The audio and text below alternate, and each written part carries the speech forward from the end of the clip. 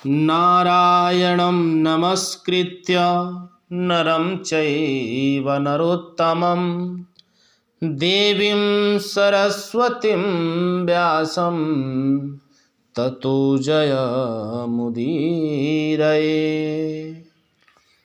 अग्नि पुराण 9वां अध्याय सुंदरकांड की संक्षिप्त कथा।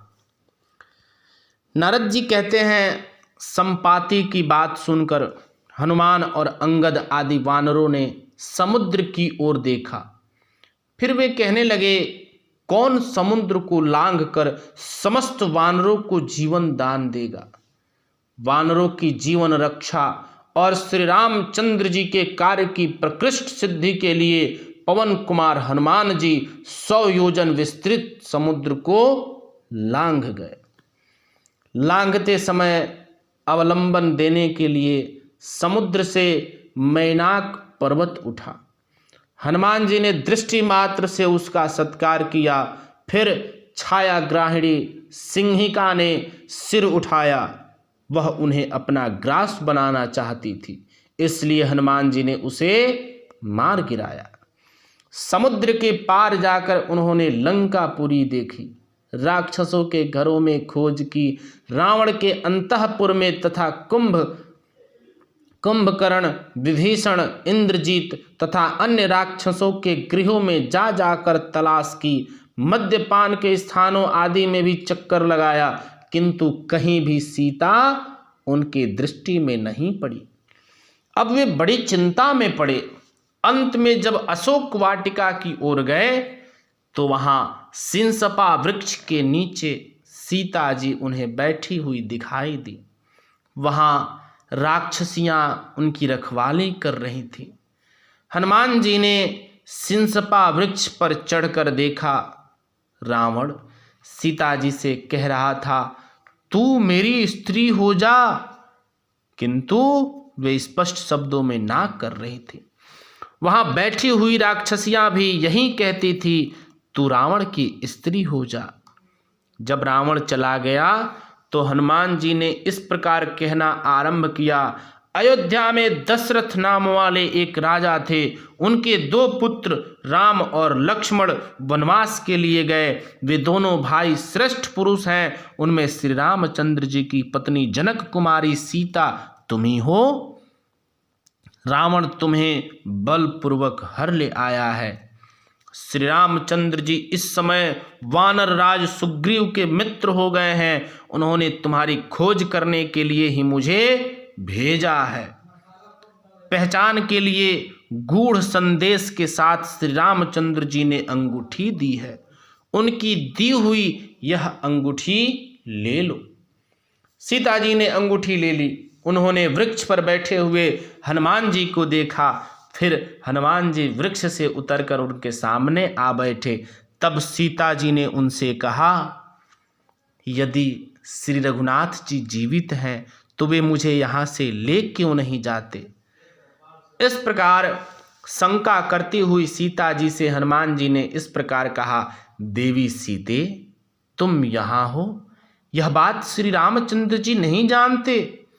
मुझसे यह समाचार जान लेने के पश्चात सेना सहित राक्षस रावण को मारकर वे तुम्हें अवश्य ले जाएंगे। तुम चिंता न करो, मुझे कोई अपनी पहचान दो। तब सीता जी ने हनुमान जी को अपनी चूड़ामणि उतार कर दे दी और कहा, भैया अब ऐसा उपाय करो जिससे श्री रघुनाथ जी शीघ्र आकर मुझे यहाँ से ले चलें। उन्हें कौवे की आंख नष्ट कर देने वाली घटना का स्मरण दिलाना। आज यहीं रहो, कल सवेरे चले जाना। तुम मेरा शोक दूर करने वाले हो। तुम्हारे आने से मेरा दुख बहुत कम हो गया है। चूड़ामणि और काक वाली कथा को पहचान के रूप में लेकर हनुमान जी ने कहा, कल्याणी, तुम्हारे पतिदेव अब तुम्हें शीघ्र ही ले जाएंगे, अथवा यदि तुम्हें चलने की जल्दी हो तो मेरी पीठ पर बैठ जाओ। मैं आज ही तुम्हें श्री राम और सुग्रीव के दर्शन कराऊंगा।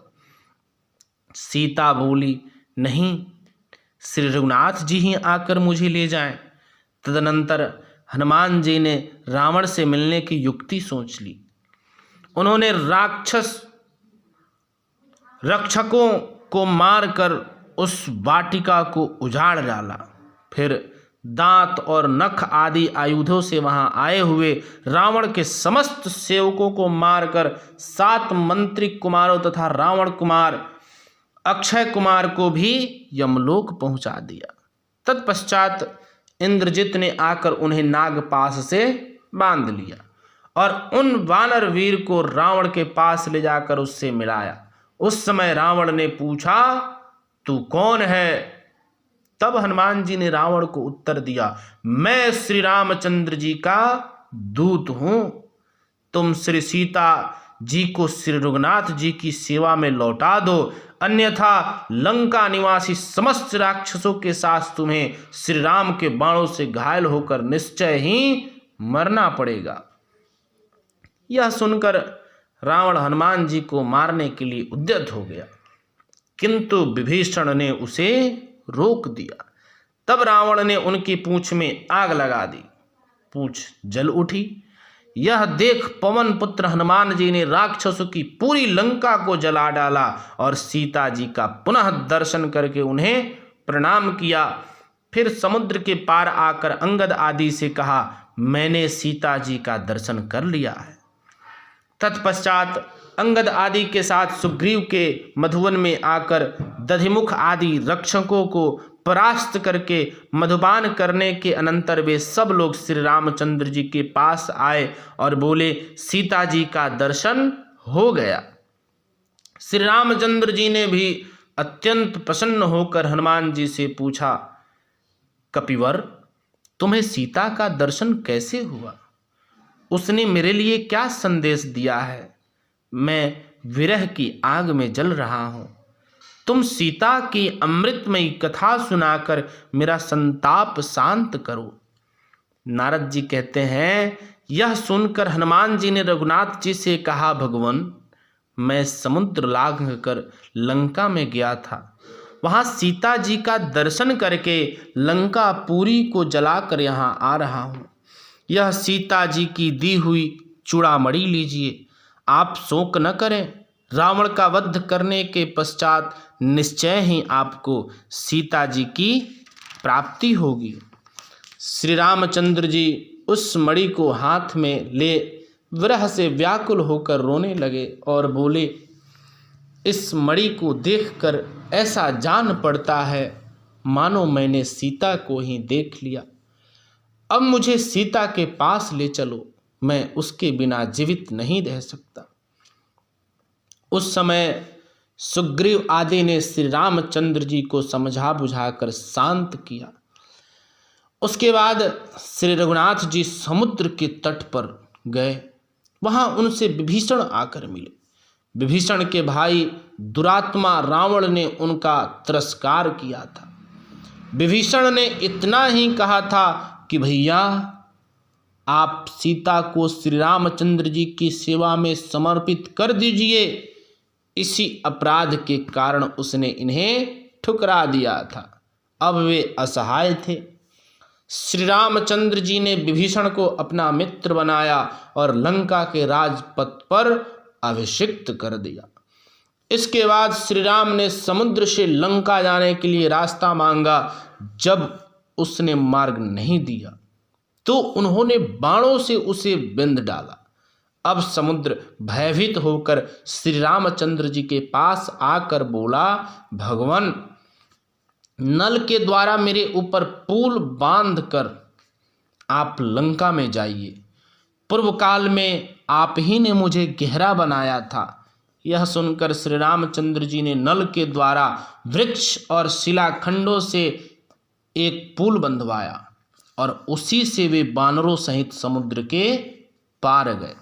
वहां सुवेल पर्वत पर पड़ाव डालकर वहीं से उन्होंने लंकापुरी का निरीक्षण किया। इस प्रकार आदि आग्नेय महापुराण में रामायण कथा के अंतर्गत सुंदरकांड की कथा का वर्णन नामक 9वां अध्याय पूरा हुआ। जय श्री राधे, जय श्री कृष्ण।